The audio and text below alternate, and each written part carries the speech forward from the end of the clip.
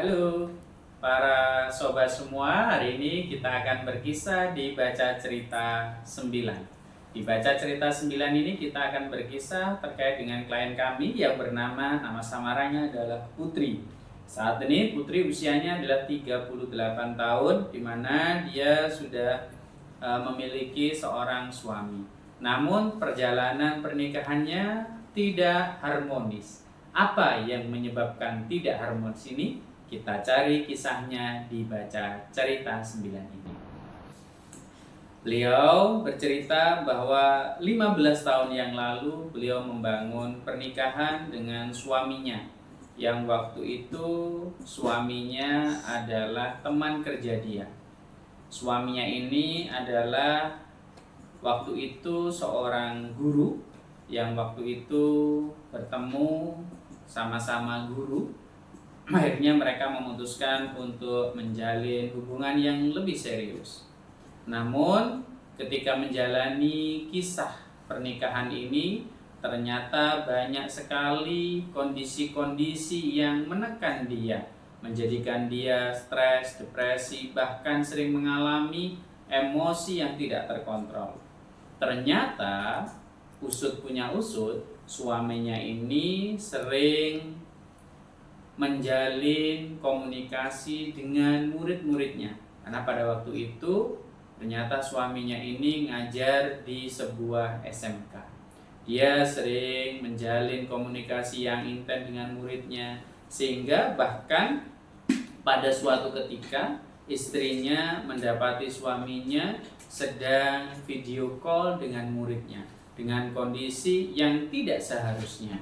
Dari kondisi tersebut, akhirnya dia mulai mengalami sering ketakutan sejak 2014, 15, 16, 2019, dan ternyata suaminya benar-benar selingkuh, bahkan ketemu dalam kondisi menikah siri. Sehingga dengan kondisi ini membuat dia semakin depresi dengan kondisinya. Bahkan di 2019 ternyata suaminya kembali lagi nikah siri lagi dengan seseorang yang dimana di 2019 itu ternyata sudah pisah. Namun dia tetap mempertahankan keluarganya. Kemudian apa alasan dia mempertahankan dengan suaminya? Ternyata si Putri ini pernah di masa kecilnya, jadi dia melihat bahwa orang tuanya juga selingkuh, ibunya menangis, sering bertengkar, sering juga mengalami kondisi yang hampir sama yang dialami oleh dia. Sehingga orang tuanya pada waktu itu bercerai karena kondisi suaminya ini. Akhirnya ibu memutuskan berpisah dalam kondisi dia masih kecil. Lah, dengan adanya kondisi pengalaman ini sehingga menyebabkan dia akhirnya hidup terpisah dari orang tuanya karena dia harus hidup bersama neneknya, jadi dia mempertahankan tetap keutuhan keluarganya. Namun kesehatan mentalnya tidak siap menerima segala kondisinya.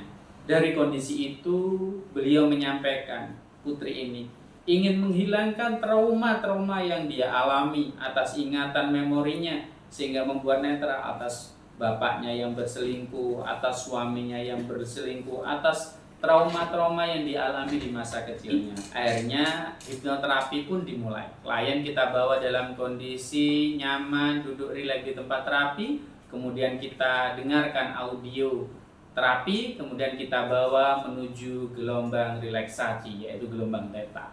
Setelah beberapa menit, kurang lebih hampir 15 menit, klien dibawa dalam kondisi gelombang theta, di mana gelombang relaksasi yang lebih dalam. Akhirnya pun kami dengan kondisi gelombang theta itu menurunkan tingkat stresnya menuju angka yang lebih kecil yang kita lakukan setelah observasi.